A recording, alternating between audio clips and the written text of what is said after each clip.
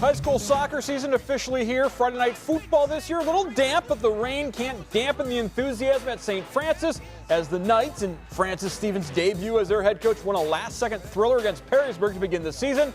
You saw that game live on BCSN 2, and Eric Halbert joins us now for Sidekicks and more on the 2018 high school soccer season. It is that time again, time for Sidekicks. Joining us all the way from Pace Center up in Sylvania, Greg Acuna right here. Thank you so much, Greg, for being here. Danny Fisher was here last week. Are you better looking, right? Much better looking. Okay. Yeah. Just made the change of stool. Oh, short jokes. Okay. And then, of course, Chris Black used to be the head coach of St. Ursula. Now, unattached. Yes, still unattached. Okay. Your wife's at home.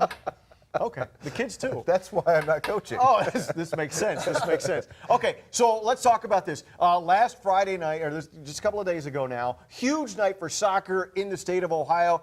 Chris, you were on the call for that St. Francis Perrysburg game. How big of a night is it here, not just locally, but in the state? Yeah, no, it sets the tone fantastic for soccer in Northwest Hartford High School. It really sets up the idea of, hey, you know what? You get a Friday night game. You get a Friday night game all across the stadium. Oprah. If you have lights. Yeah. Jerry Snodgrass is the Oprah of OHSAA Football Friday. And we thank him for that. But it really does make a difference, especially for the schools that can support that and get their band out and things like that. And then on to the other football the next Friday. Friday night football, right? With the umlaut and the O. Yeah. And Greg, he was over calling St. Francis Perrysburg, but there was Pace Center was involved in a good cause at Northview. Yeah, a very good cause. On Friday, we had the Chad Tuff Foundation, which is our annual charity match against Northview Soccer. So every year, Pace Center coaches play the high school boys side. This year was a bit special because it touched a lot of kids in the area. So the Chad Tuff Foundation is for kids that have a specific type of cancer.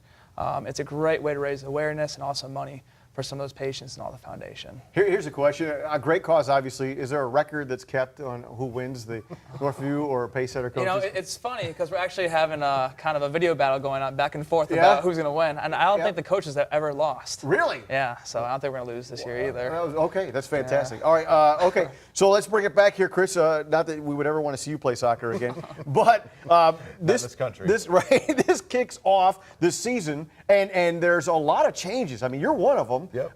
You know, no longer at St. Ursula, as we mentioned, but there are a lot of changes here around Northwest Ohio.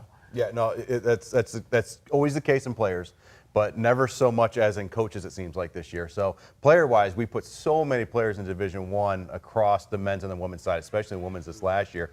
But coaching-wise, it was just a carousel. It just kept shooting people off the carousel and hoping to try to get a coach back on. So a lot of mainstays, you know, Rick Bergen from Sylvania Northview replaced by Ryan Creek. This one headed in! Years ago. Even John Hayfield went from the guys to the girls' side at Findlay from, I think, Riverdale. And then it just kept going and going. Both the Central Catholic coaches, now Coach Lilick on the men's side, Coach Memmer on the women's side. So it just kept going, and it's very exciting. New faces and get some freshness in there. Not always older or younger. It's just somewhere in between, and it's going to be exciting to see what happens. All right, Chris, before we get out of here, as we mentioned, this was the kickoff of Friday Night Football, was the kickoff for soccer. Some big games coming up here in the near future. Yeah, especially on the women's side.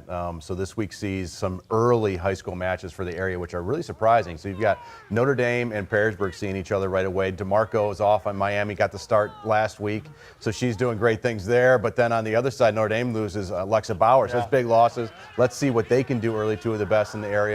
Then you've got Anthony Wayne as well going against Clay. Both them lost. I mean, we lost Jen Fortner, Arizona State from the AW side, as well as Emily Reese to BGSU. But one of the big engines in this area, I've always been a big fan of Reagan Clark from Clay. She's gone. Can Riley, her sister, carry it for her? But she doesn't have Haley Clear to hit the ball to because she's at Kent State, so that's exciting. But then also you look at two programs, Findlay and Sylvania Southview. A little bit surprised last year. They felt they were a little bit down. But what can John Hayfield do this year with Findlay to get them back to where they feel they should be with a very deep program, you'd think. But then also Poole comes off of as Greg knows over at Pace Center, that best 11 at the national tournament last week. What can she do to carry this Sylvania Southview team this year? Huge matchups next week. It's really going to shape the season. And I just want to point out, he did all of that without any cue cards. That was phenomenal, Chris Black. You know how much paper that take to put that many pictures up there? I mean, you have to sketch out pictures everywhere to come up with that. We don't want you sketching anything. Okay, he is a Greg Acuna from Pace Center. He is Chris Black, still unattached, but a part of the BCSN family. And this has been Sidekicks, brought to you by Pace Center.